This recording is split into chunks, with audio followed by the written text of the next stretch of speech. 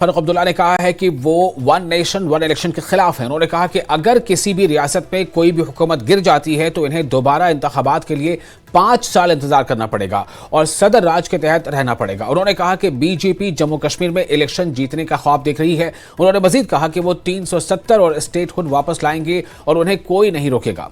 फारूक अब्दुल्ला ने कहा कि बीजेपी ने 370 के खिलाफ झूठा प्रोपेगेंडा किया है।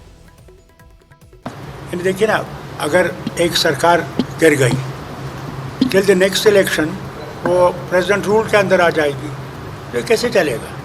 अब हमें समझाएं पहले ये पार्लियामेंट में what do they mean by one this thing, how will they keep the federal structure, और कैसे रखेंगे कायम। 8 तारीख का इंतज़ार कीजिए।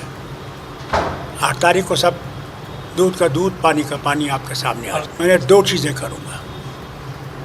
पहले मैं दरबार वापस लाऊंगा। उस दरबार मुंह से हम दोनों को नुकसान हुआ है।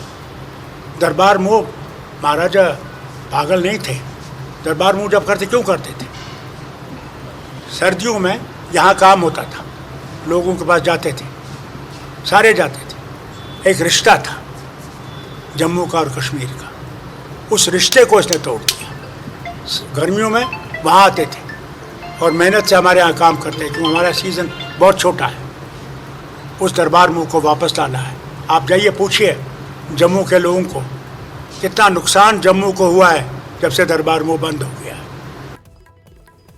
और फिलहाल